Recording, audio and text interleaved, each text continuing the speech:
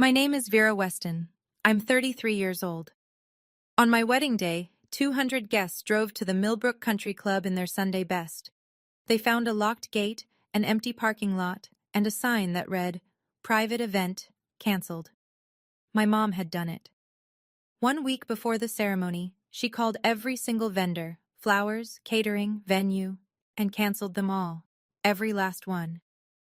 Then she picked up the phone, dialed my fiancé, and told him, "My daughter is damaged goods. You're making the biggest mistake of your life." She wanted me to crumble. She expected me to call her, sobbing, begging for help. But my mom didn't know that my maid of honor had spent 6 months preparing for exactly this moment. And when Mom drove out to see the wreckage she'd created, what she found left her completely speechless. But before I tell you about that day, let me take you back 3 years. To the afternoon I signed my divorce papers, and my mother said the first thing that made me realize I could only ever count on myself.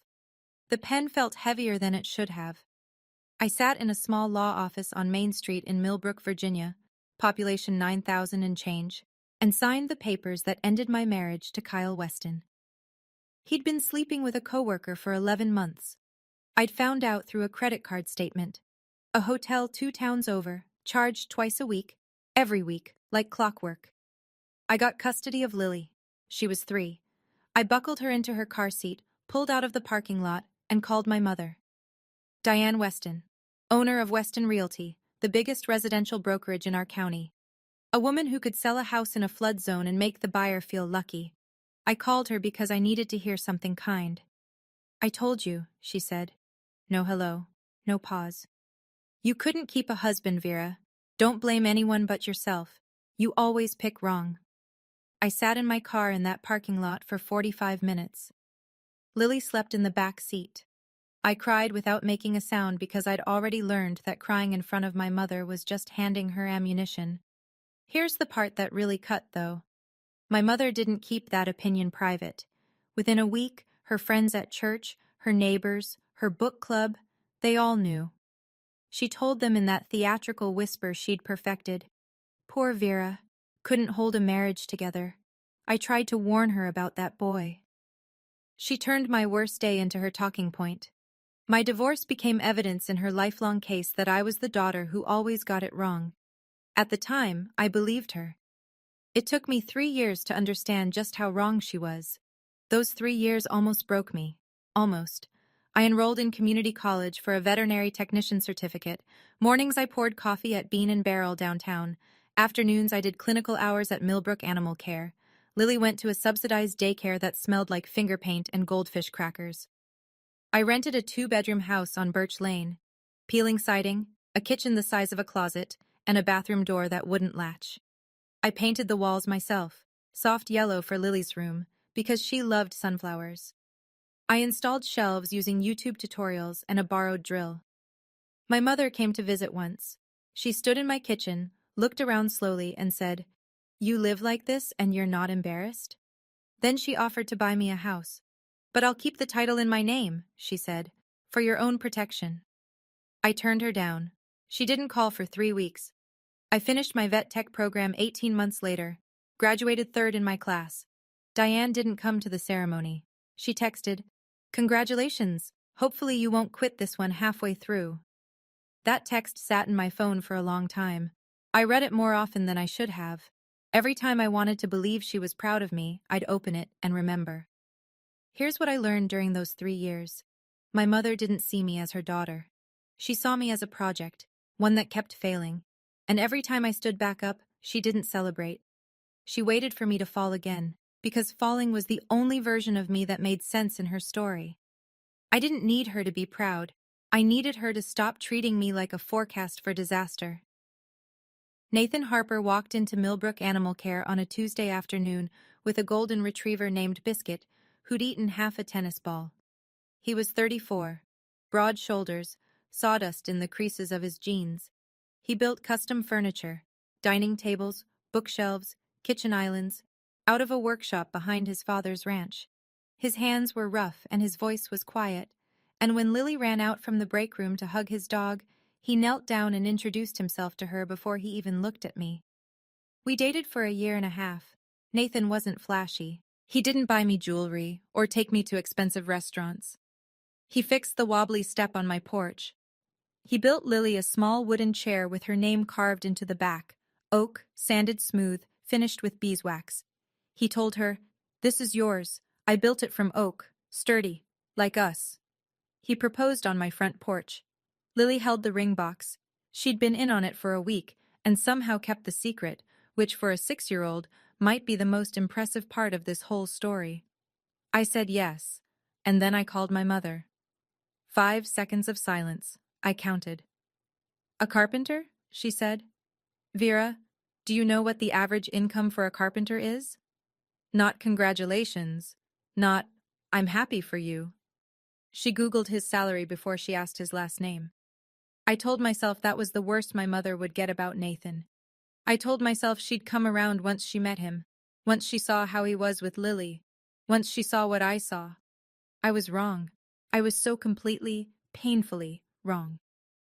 My mother launched a quiet campaign against Nathan within 2 weeks of the engagement. She called my father, Greg Weston, 60 years old, remarried, living in Richmond. Greg was a gentle man who'd survived 20 years of Diane by perfecting the art of not being in the room. They'd divorced when I was 14.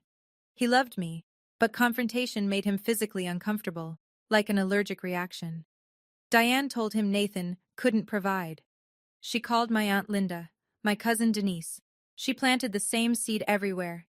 "Vera's doing it again, picking wrong, just watch." Nathan noticed. Not because anyone said anything to him directly, but because I started flinching every time my phone rang.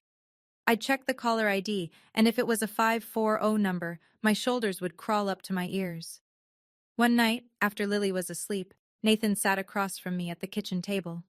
Biscuit was snoring on the floor.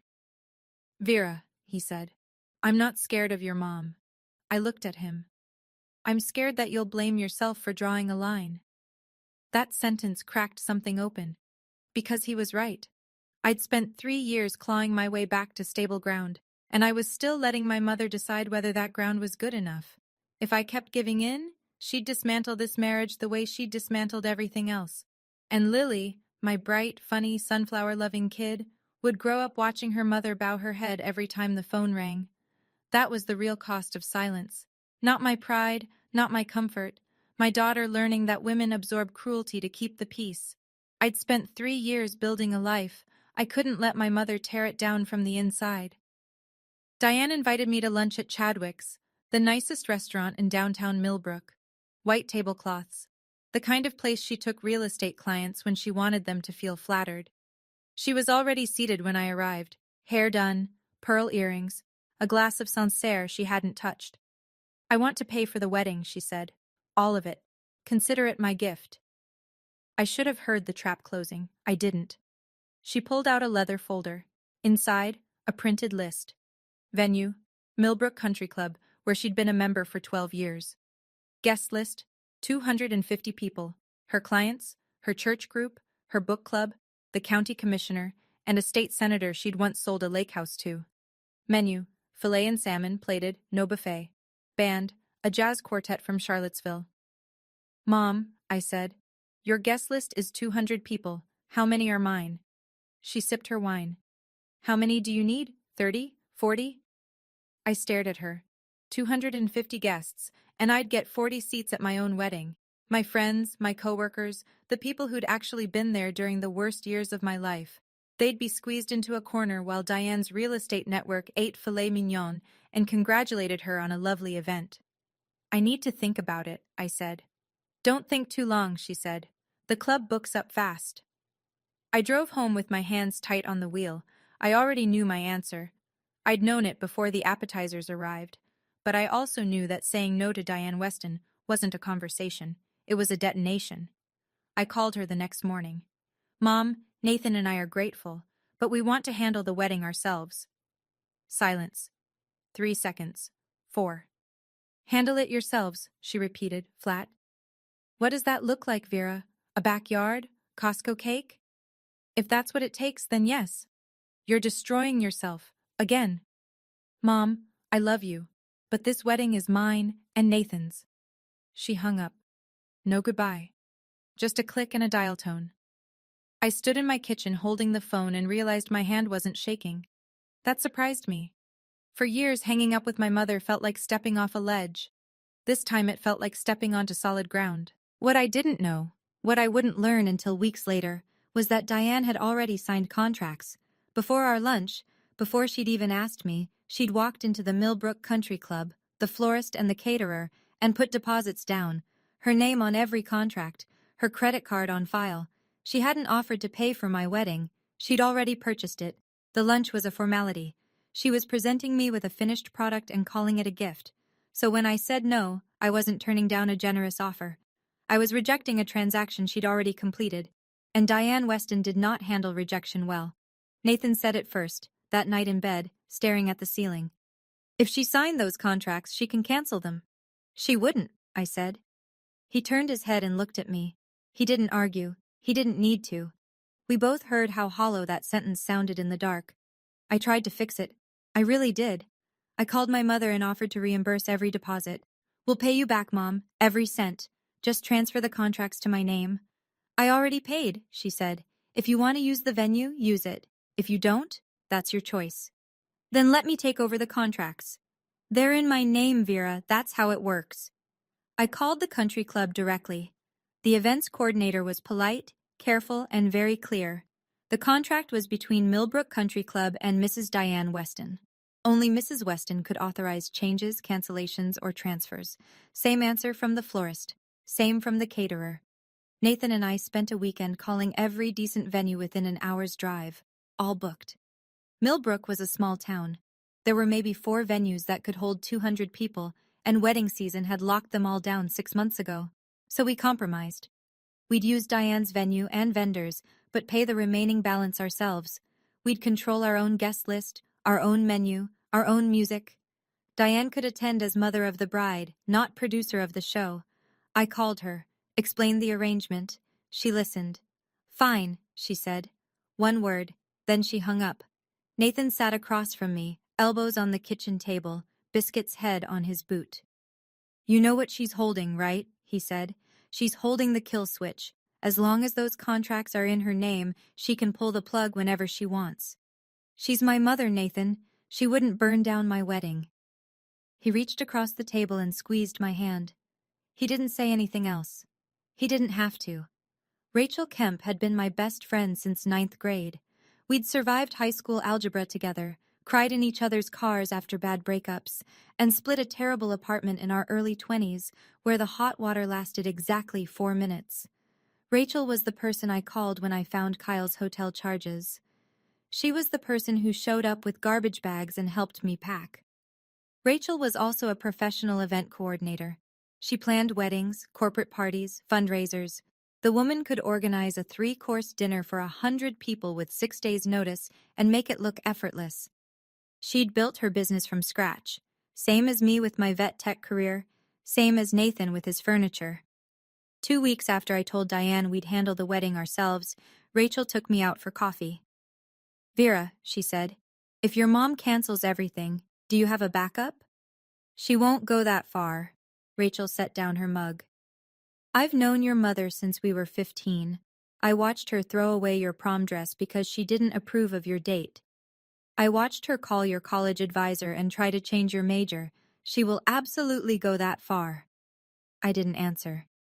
Let me handle it, Rachel said. You focus on being the bride. I'll make sure there's a wedding no matter what Diane does. I thought she was being dramatic, overprotective. I smiled and changed the subject. Later, I'd learned that Rachel went home that night and opened a new file on her laptop. She labeled it V&N Backup. She started making calls. She contacted vendors in her professional network. She reached out to someone I hadn't even considered. I didn't ask questions. I should have. Rachel was already 3 steps ahead. Every Sunday we drove out to Harper Ranch for dinner. Tom Harper, Nathan's father, was 63, widowed 5 years, and ran a 40-acre spread about 20 minutes outside Millbrook. He raised a few horses, kept a vegetable garden the size of my entire backyard, and cooked like a man who'd learned that feeding people was its own kind of love. Tom had treated Lily like a granddaughter from the first time Nathan brought us out. He'd lift her onto the fence so she could pet the horses. He taught her to crack eggs with one hand. He called her Little Bird because she never stopped talking. One Sunday in early spring, Lily ran off to the pasture with Tom, chasing a mare named Clover. Nathan was inside washing dishes. I sat on the porch with a glass of iced tea and watched the sun hit the field. All that open space, the old oak tree in the center of the yard, the white fence line running toward the hills. Tom came back, sat in the rocker beside me and said, "Nathan's mother and I got married right there, under that oak tree, 1978. She wore her grandmother's dress and I wore boots I'd polished so hard they squeaked." I laughed. "That's beautiful. This land always has room for family," he said. Then he leaned back and watched Lily chase Clover through the grass. I didn't think anything of it then. It was just a nice story from a kind old man about the wife he still missed. I filed it away the way you do with other people's memories. A warm detail, nothing more. I had no idea that piece of land was about to save my wedding. I was sitting on that porch, watching Lily chase a horse through the grass, and I thought, this is where I belong. But back in town, my mother was holding every vendor contract in her fist, and I had no idea what she planned to do with that power. If you've ever had someone use money to control your decisions, how did you handle it? Tell me in the comments. And don't go anywhere. Because what happened next, even I didn't see coming. 3 weeks before the wedding, Nathan was in his workshop sanding a tabletop when his phone rang. My mother's number. He almost didn't answer. Later he told me he stood there for 4 rings, sawdust on his hands, thinking about whether any good had ever come from picking up a call from Diane Weston. He answered because he still believed, like I once did, that she might come around. "Nathan," she said, "I'm going to be direct with you." "All right." "My daughter is damaged goods. Her first marriage failed because of her. You are making the biggest mistake of your life." He didn't respond. She kept going. "You're a carpenter. You will never give her the life she deserves. And when she gets bored, and she will, she'll leave you the same way she left Kyle." Nathan told me he gripped the edge of the table so hard his knuckles went white. Not because of what she said about him. He could take that.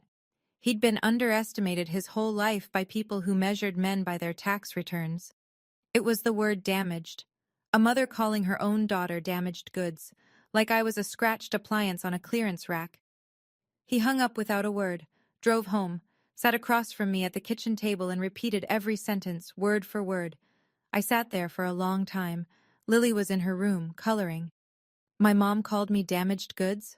I said it quietly. Not a question, really. More like I was hearing it for the first time. Nathan reached for my hand. "Vera, I'm not angry about what she said about me. I'm angry that you grew up with someone who talks about you like that." 7 days before the wedding, I opened my email at 6:30 in the morning. "Dear Ms. Weston, we regret to inform you that your event scheduled for June 14th has been cancelled by the contract holder, Mrs. Diane Weston. Please contact us if you have any questions." My hands went cold. I called the florist. Cancelled. Called the caterer. Cancelled. Every single vendor. Gone. All of them gave me the same careful, rehearsed answer. "The contract holder has terminated the agreement." I called my mother. She picked up on the first ring like she'd been waiting. "You wanted a wedding without me," she said. "Now you have a wedding without anything." "Mom, 200 people are coming. They've booked flights, hotels. Nathan took 2 weeks off work." "That sounds like your problem, Vera, not mine." "Why are you doing this?" "Because you chose him over me. You chose that life over everything I built for you." She hung up. I stood in my kitchen and felt the floor tilt. 200 guests, 7 days, no venue, no flowers, no food, in a small town where every decent vendor already had a full calendar. I sat down on the kitchen floor. The tile was cold through my pajamas. Biscuit patted over and put his head in my lap. Lily walked in from the hallway, rubbing her eyes. "Mommy, are you crying?" I pulled her into my arms. She smelled like strawberry shampoo and the laundry detergent I bought on sale at the dollar store. And I thought, it's over. She won. Then my phone rang. Rachel's name on the screen. I picked up. "Vera," she said, "put on your wedding dress. I've got this. Rachel was at my door in 20 minutes, laptop under one arm, binder in the other. Sit down, she said, and breathe. She opened the binder. Tabs, color-coded sections, a timeline, a vendor list, a floor plan. 6 months ago, she said, when your mother started holding those contracts over your head, I started building a backup. I know her, Vera.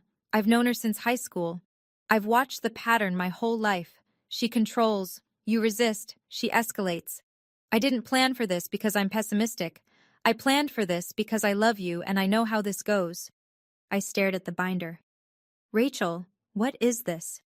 Your wedding. The real one. Venue, Harper Ranch. Tom had agreed 5 months ago. Rachel had called him the week Diane refused to transfer the contracts. Tom said yes before she finished asking. Catering. A barbecue truck Rachel had used for 3 client events, plus 2 small restaurants in her network who owed her favors.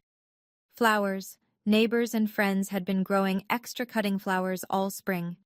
Rachel supplemented with bulk orders from the farmer's market in Staunton. Music. 2 of Nathan's friends played bluegrass guitar. They'd been rehearsing for a month. Decor. String lights, mason jar candles, long wooden tables that Nathan had built himself and stored at the ranch without telling me. Tom's property had the oak tree, the pasture, the sunset. It's not a country club, Rachel said, but it's yours. I couldn't speak for a full minute. One more thing, she said. I sent a change of venue email to every guest 5 days ago. When I confirmed the vendors were canceled, I activated the redirect. Most people already know. I hugged her so hard, the binder fell on the floor. June 14th, wedding day. At 9 in the morning, the Millbrook Country Club sat empty, locked gate, dark windows, a small sign on the event entrance. Private event, canceled. The parking lot held exactly 1 car, a silver Mercedes, my mother's. Diane pulled up to the gate, saw the sign, the empty lot, the silence. She sat in her car for a few minutes. I imagine she smiled. I imagine she felt the particular satisfaction of a woman who believes she's just proven a point. Then she drove away. 20 minutes south, Harper Ranch was already alive. Tom and Nathan had been up since dawn, stringing lights through the oak tree's lower branches. Mason jars with tea candles lined the fence posts. Rachel directed a crew of 6 friends, arranging chairs in a half circle under the oak. The barbecue truck was parked by the barn, smoke already curling from the stack. Long wooden tables, Nathan's tables, built in his workshop over the past 3 months, stretched across the grass with wildflower centerpieces in tin buckets. A hand-painted banner hung between 2 fence posts, Vera and Nathan. Lily had made it. The letters were crooked, and she'd drawn a dog next to Nathan's name that looked more like a potato with legs. It was perfect. Guests started arriving at 10. Cars filed down the gravel road, kicking up dust. People stepped out, looked around, and you could see it on their faces. The surprise, then the recognition, then the warmth. Some laughed, some teared up. Everyone hugged someone. 200 people. Every one of them there because they wanted to be. Not because Diane Weston had sent them an embossed invitation on cream cardstock. Nobody asked where my mother was. Nobody needed to. My father showed up at 11. Greg Weston, 60 years old, standing at the edge of the gravel drive in a blue suit he'd clearly bought new. His hands were in his pockets. He looked nervous, the way he always looked when something mattered too much. I walked over to him. He took one look at me in my dress, a simple white gown I'd found online for $200, hemmed by Rachel's seamstress aunt, and his eyes turned red. "You look beautiful," he said, then quieter. "I'm sorry I stayed quiet for so long." I took his arm. He walked me down the aisle, a path between 2 rows of mismatched chairs, lined with wildflowers, leading to the oak tree where Tom and Nathan's mother had been married 48 years ago. Lily walked ahead of us, scattering petals from a wicker basket, waving at everyone she recognized, which was everyone. Nathan stood under the oak in a white shirt with his sleeves rolled up. His eyes were wet before I reached him. Rachel officiated. She stood between us with a single index card. No script, no memorized speech, just a few sentences about showing up for the people you love. I'd written my vows on a napkin at 3 in the morning. I said, "I was afraid to love again, but you taught me that love isn't losing control.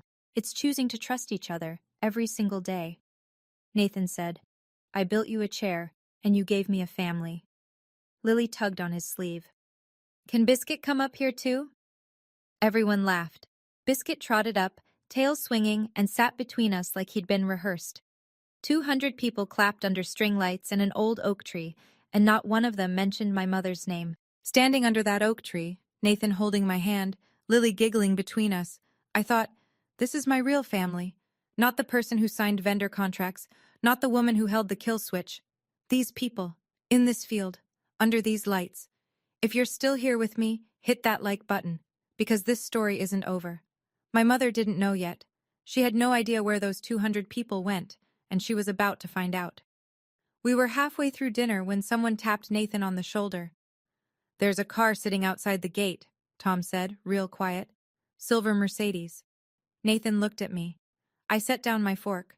My mother had driven 20 minutes south, to a ranch she'd never visited, to see what had become of the wedding she'd killed. I don't know how she found the address. Maybe she saw Rachel's email forwarded by someone in the guest list. Maybe she drove past the country club, saw it was dark, and started searching. It doesn't matter. She came. Diane Weston walked through the ranch gate in a cream-colored blazer and heels that sank into the grass with every step. She stopped at the edge of the yard and looked around. 200 people. String lights tangled through oak branches. Long wooden tables with wildflower centerpieces. The barbecue truck. A bluegrass guitar playing Wildwood Flower. Lily chasing Biscuit between the tables. Laughter everywhere. She'd come expecting ruins. She found a celebration. I saw her from across the yard. Our eyes met over 50 feet of grass and 200 people who hadn't needed her permission to be happy. Rachel noticed before I could move. She walked over to Diane, calm as a woman returning a library book. Mrs. Weston, this is a private event. The guest list has been confirmed. Diane looked at Rachel, then at me. Rachel held steady. You canceled the wedding, Mrs. Weston, but you didn't cancel this family. Diane's mouth opened. Nothing came out. I watched my mother stand at the edge of my happiness and realize, maybe for the first time, that she couldn't reach it, she couldn't control it, and she definitely couldn't cancel it. I turned back to Nathan. I picked up my fork. She stood there for 2 full minutes. I know because Nathan was watching the clock on his phone under the table, his hand resting on my knee. 2 minutes. That's how long Diane Weston stood on the edge of Harper Ranch, waiting for someone to acknowledge her. Waiting for someone to offer a seat, a plate, a glass of wine. Waiting for the gravitational pull she'd always had in every room she entered. Nobody moved. A few guests noticed her. I saw their heads turn, the quick whisper to the person beside them. That's her mother. Then they turned back to their plates, their conversations, their kids running through the grass. They'd all received Rachel's email. They all knew why the venue had changed. They chose to keep celebrating. My father saw her from across the yard. Greg stood by the dessert table, a piece of cake in his hand, and looked directly at his ex-wife for the first time in probably a year. He didn't walk over. He didn't wave. He just turned around and carried his cake back to his seat. That might have been the bravest thing my father ever did. Diane smoothed her blazer, adjusted her purse strap, turned around and walked back to her car, her heels punching small holes in the soft ground. The Mercedes engine started. Gravel popped under the tires. The sound faded down the road and into the evening. Nobody followed her. Nobody called after her. Nathan squeezed my knee. You okay? I looked at him, at Lily spinning in the grass, at Tom raising a mason jar and a toast, at Rachel, who was already back at the DJ table, queuing up the next song. Yeah, I said. For the first time, I really am. Tom stood and clinked his glass.